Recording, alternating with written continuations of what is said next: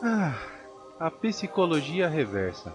A arte de convencer alguém a fazer algo através da engenhosidade de sugerir o oposto. É como tentar convencer um gato de que não deve se deitar na caixa de papelão. É inútil, mas sempre divertido de tentar. Imagine só, você está tentando convencer seu amigo a sair para correr com você. Em vez de dizer, venha, vai ser ótimo para sua saúde, você solta um, ah, eu entendo, você provavelmente não vai aguentar, é muito difícil mesmo. E é claro que, desafiado pelo seu pseudo-desdém, seu amigo decide provar o contrário e sai correndo como se estivesse em uma maratona. Ou pense naquele momento em que você está tentando fazer seu filho dormir mais cedo. Em vez de insistir na importância do sono para o seu crescimento, você tenta algo como: claro, pode ficar acordado até mais tarde, mas aposto que você vai estar tão cansado amanhã que nem vai conseguir brincar direito. E magicamente, o pequeno rebelde decide que, na verdade, dormir mais cedo é uma ideia fantástica. Olá para você, meu nome é Rafael, seja bem-vindo ao canal, vamos lá!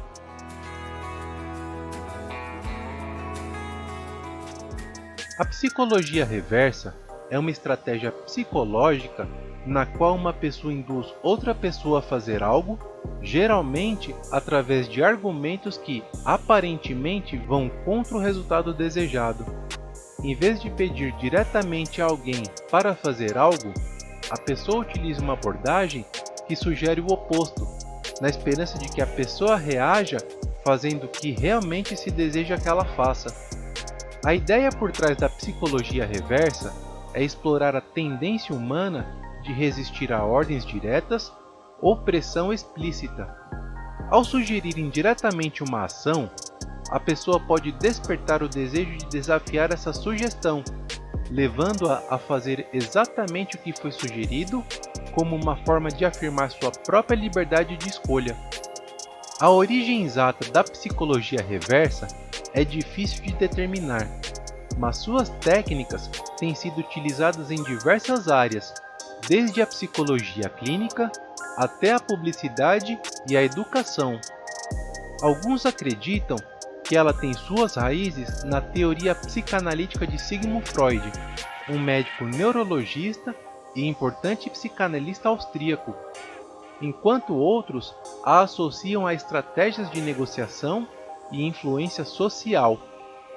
No entanto, independentemente de sua origem precisa, a psicologia reversa é um fenômeno amplamente reconhecido e estudado dentro da psicologia e das ciências sociais.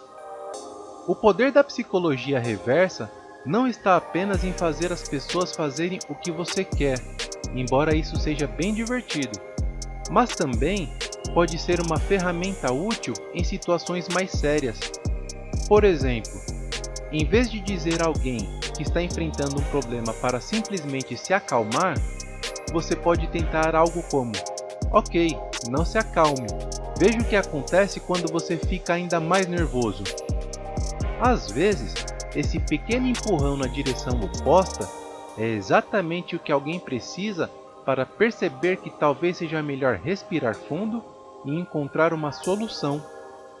A psicologia reversa é uma estratégia intrigante que já foi empregada em diversos contextos famosos, muitas vezes resultando em surpreendentes reviravoltas.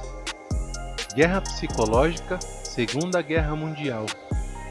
Durante a Segunda Guerra Mundial, os aliados utilizaram a psicologia reversa para confundir as forças inimigas.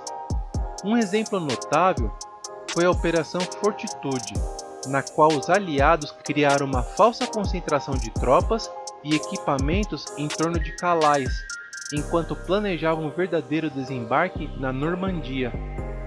Ao espalhar informações falsas e transmitir mensagens indicando que o ataque seria em Calais, eles conseguiram enganar as forças nazistas.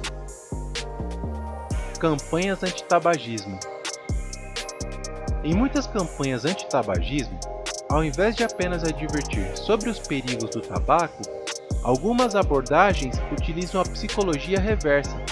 Por exemplo, anúncios que desafiam os fumantes a continuarem fumando, sugerindo que eles não serão capazes de parar.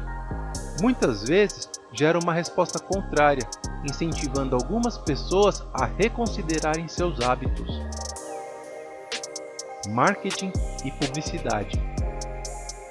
Empresas frequentemente recorrem à psicologia reversa em suas estratégias de marketing e publicidade.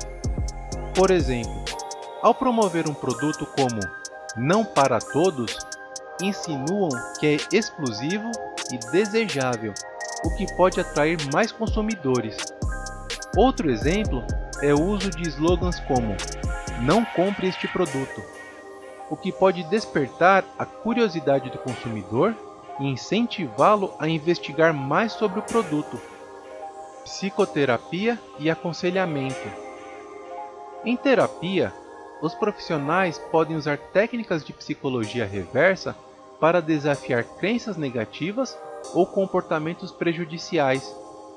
Por exemplo, em vez de dizer diretamente a um paciente para parar de procrastinar, um terapeuta pode sugerir que eles tentem procrastinar ainda mais, o que pode ajudar o paciente a perceber as consequências negativas desse comportamento e motivá-lo a mudar. A psicologia reversa é como um jogo de xadrez verbal, onde você precisa pensar 2 vezes antes de mover suas peças.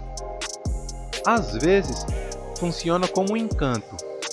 Outras vezes, acaba explodindo na sua cara de forma hilariante. Mas no fim das contas, é uma ferramenta divertida para navegar nas águas turbulentas das interações humanas. Só não vá tentar usar isso em um gato. Ele sempre sabe quem é o verdadeiro mestre da psicologia reversa.